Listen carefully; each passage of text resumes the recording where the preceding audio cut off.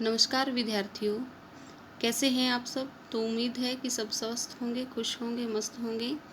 तो आज के व्याख्यान में हम बात करेंगे पवनदूती की। जैसा कि आप सभी जानते हैं कि पवनदूती आपके सेकेंड ईयर के सिलेबस में है और इसमें क्या है, इसमें हरियोधकृत प्रिय प्रवास में से पवनदूती सर्ग को लिया गया है। पवनदूती प्रिय प्रवास का छठा सर्ग है। वैसे तो प्रिय प्रवास में 17 सर्ग हैं कुल, परंतु पवनदूती आपके पाठ्यक्रम में शामिल किया गया है। पवनदूती जैसा कि नाम से ही स्पष्ट है, इसमें क्या है, पवन को दूत बना करके यानी कि संदेश वाहिका बना करके श्री कृष्ण के पास भेजा जा रहा है। किसके द्वारा भेजा जा रहा है? राधा के द्वारा भेजा जा रहा है। तो इसमें दूत काव्य परंपरा का निर्वहन किया गया है और ये दूत काव्य परंपरा जो है ये बहुत प्राचीन परंपरा है। कालिदास के मेघदूतम में यह परंपरा सर्वप्रथम देखने को मिलती है। तो प्रिय प्रवास क्या है कि विप्रलंब काव्य है। विप्रलंब मतलब कि वियोग श्रृंगार का इसमें ज्यादातर वर्णन किया गया है।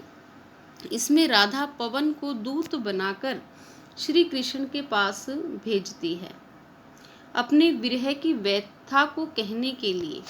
जब पवन राधा के पास आती है तो वह उसे उल्हाना देती है कि मुझे आकर यहाँ क्यों पीड़ित कर रही है। तू मेरे सारे दुख की कथा मेरे श्याम सुंदर को जाकर के सुना दे। यदि वे नहीं सुने तो नाटकीय ढंग से रो रो कर अपने चातुर्य से दिखा देना कि राधा सचमुच विरह के कारण मृतक के समान है। मतलब ऐसी स्थिति हो गई है कि वो मरणासन अवस्था में पहुंच चुकी है। हे कृष्ण, तुरंत राधा के पास पहुंचकर उसकी वेदना को दूर करो। यह लोक विदित है कि आप लोक रंजक नटनागर न होकर लोक रक्षक के रूप में लोकप्रिय हो गए हैं। अब लोक रंजक और लोक रक्षक, इन दोनों शब्दों में क्या अंतर है?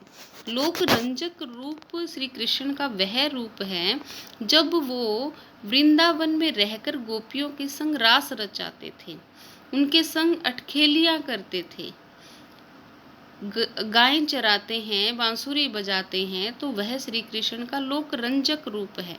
परंतु जब वो मथुरा चले गए और वहां जाकर राक्षसों का वध करने लगे तो वह श्री कृष्ण का लोक रक्षक रूप माना जाता है।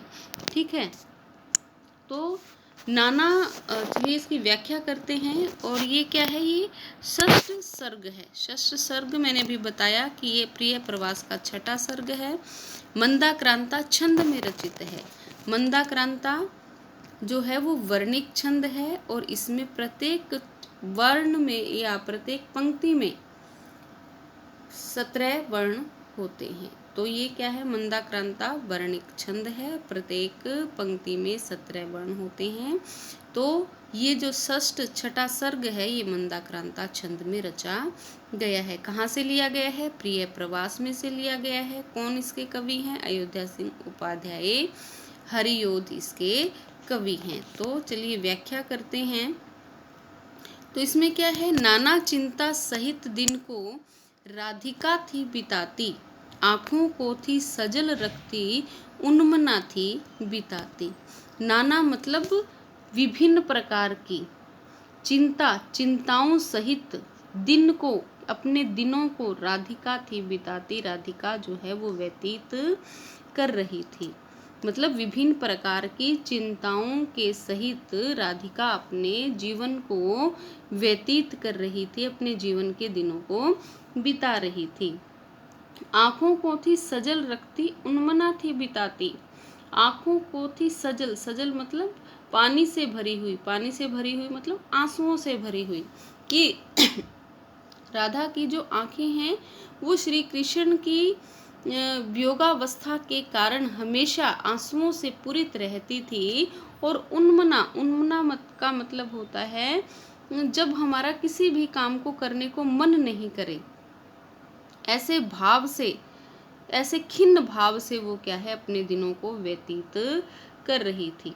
शोभा वाले जलद वपु की हो रही चातकी थी, उत्कंठा थी परम प्रबला, वेदना वर्धिता थी। शोभा वाले जलद वपु, जलद वपु मतलब बादल के समान शरीर। यहाँ पर कौन सा अलंकार है? रूपक अलंकार है, क्योंकि वपु शरीर को ही किसका रूप दे दिया गया है? बादल का रूप दे दिया गया है। तो वो क्या कहती हैं? शोभा वाले जलद वपु की हो रही चातकी थी।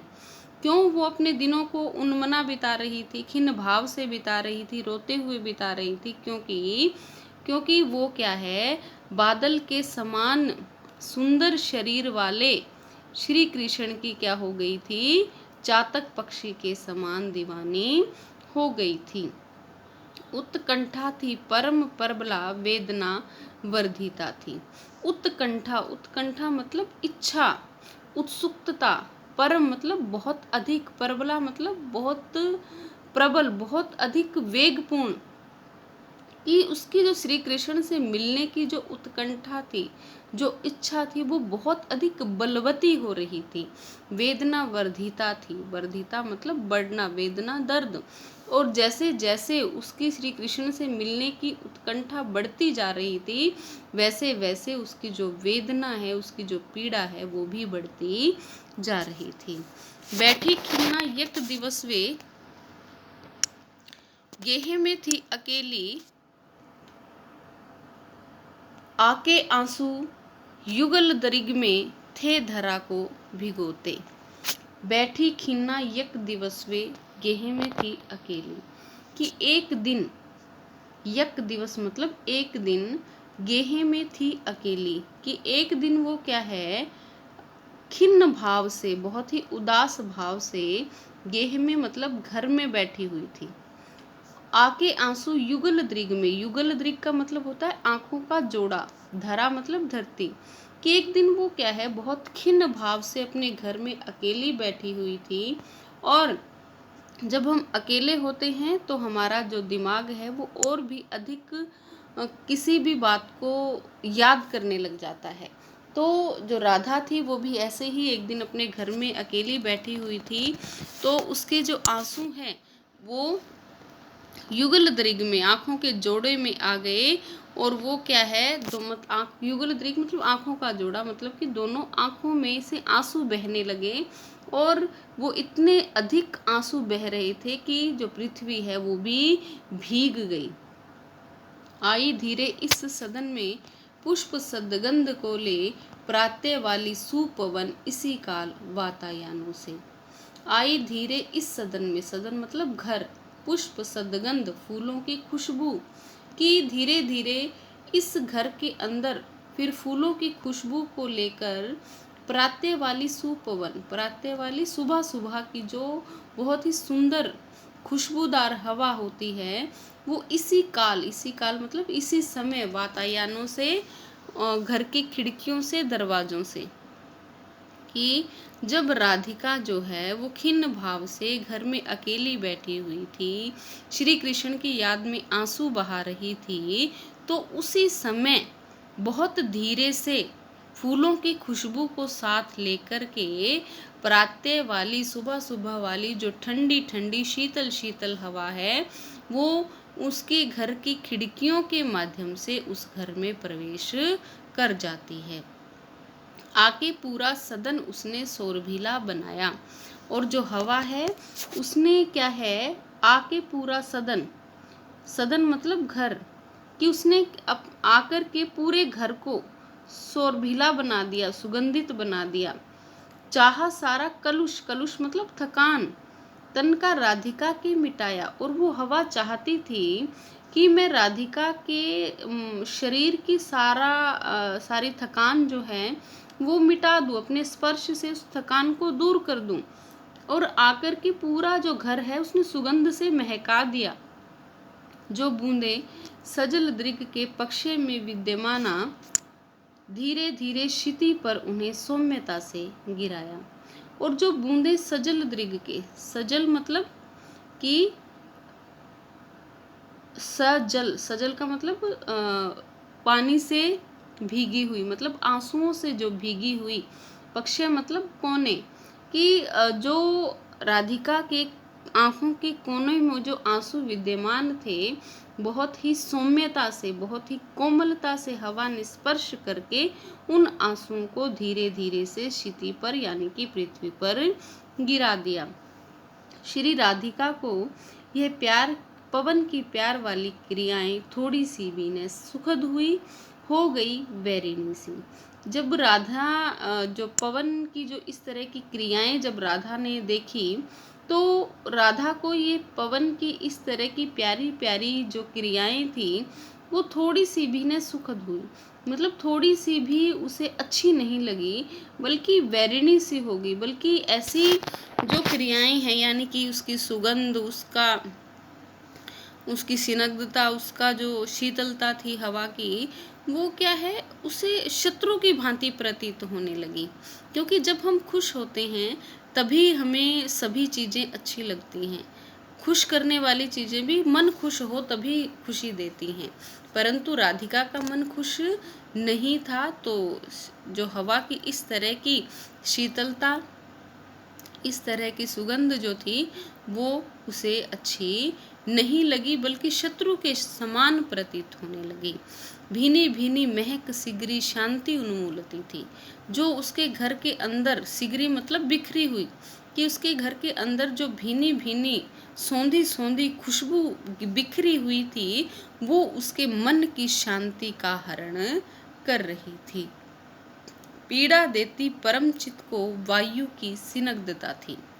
मतलब स्निग्धता मतलब चिकनाई, कोमलता, कि जो वायु की जो कोमलता थी वो क्या कर रही थी, राधिका के मन को पीड़ा दे रही थी। और पीड़ा भी कैसी दे रही थी, बहुत अधिक असहनीय, जिसे हम कह सकते हैं कि ऐसी पीड़ा दे रही थी जो कि उससे सहन भी नहीं हो रही थी। कहने का क्या अर्थ है कि राधा को जो है वो पवन की प्यार वाली क्रियाएं बिल्कुल भी अच्छी प्रतीत नहीं हुई, क्योंकि वो चाहती थी कि इस सुंदर सुंदर मौसम में ऐसी सुहावनी हवा, ऐसी सुगंधित वायु जो चल रही है, इस समय क्या है, मेरे साथ अगर श्री कृष्ण होते तो क्या था, उसका जो है वो आनंद अलग ही था। इसी कारण से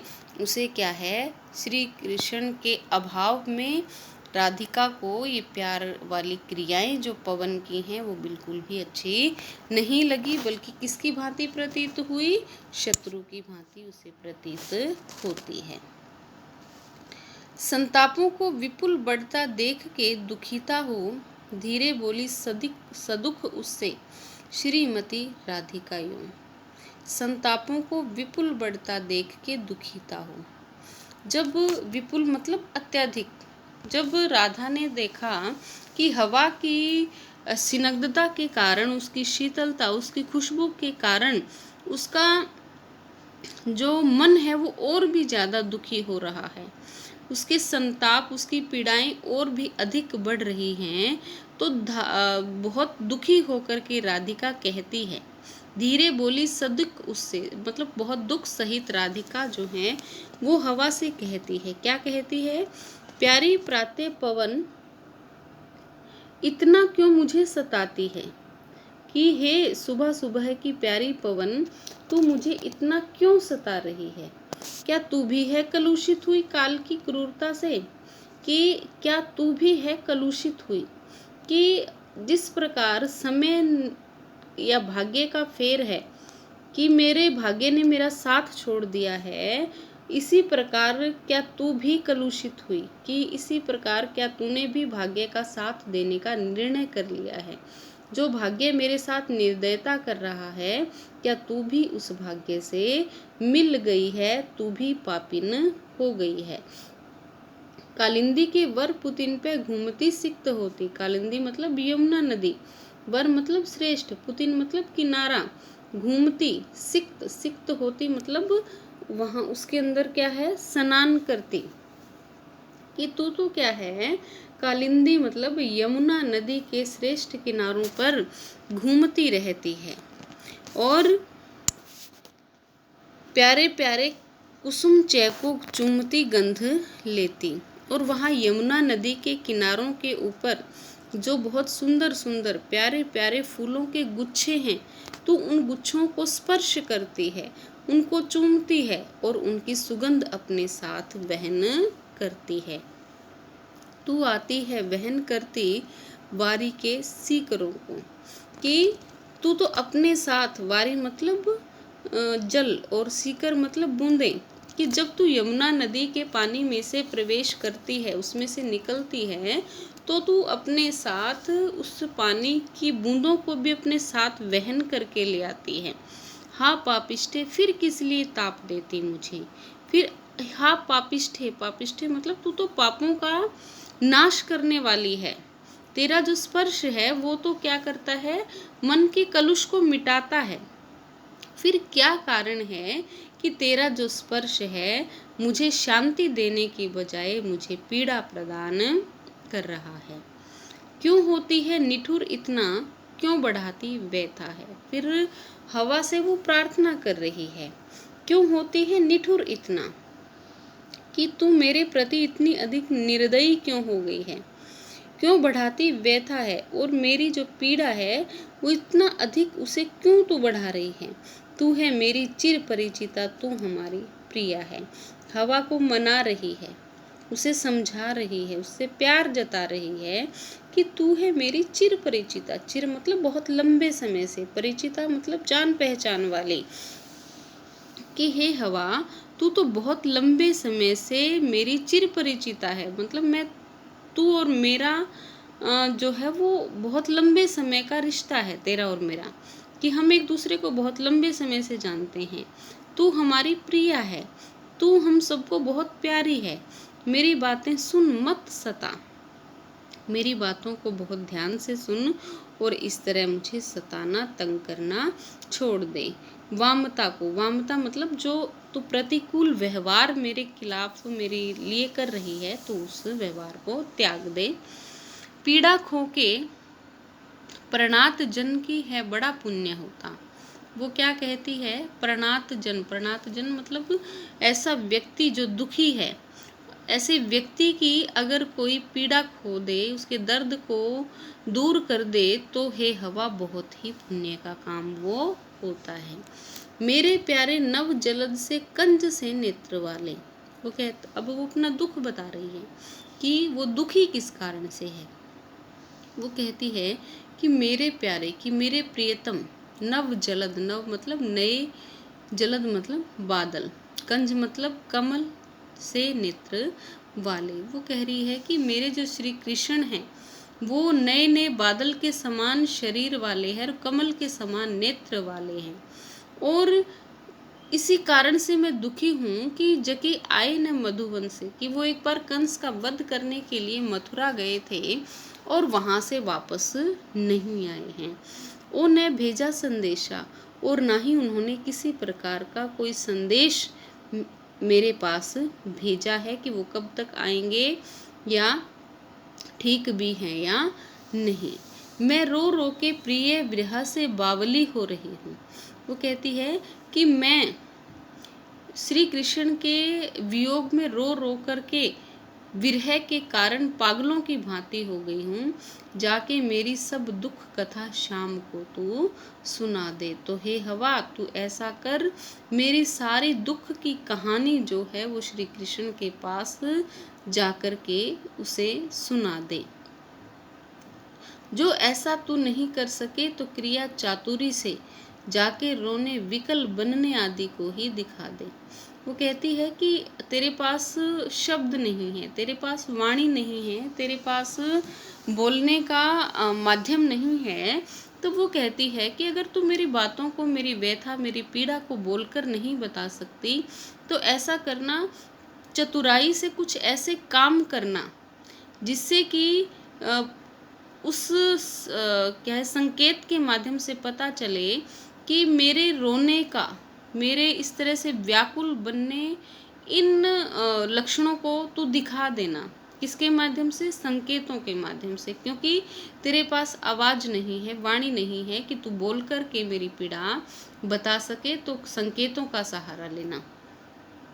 वो कहती है कि चाहे ला दे प्रिय निकट से वस्तु कोई अनोठी अनूठी, हाँ हाँ मैं हूँ मृतक बनती प्राण मेरा बचा दे। वो कहती है कि चाहे मेरे प्रियतम श्री कृष्ण के पास से कोई ऐसी अनोखी वस्तु, अनोखी चीज, निशानी मुझे ला दे कि जिसे देख करके मैं अपना जीवन जो है वो व्यतीत कर सकूं।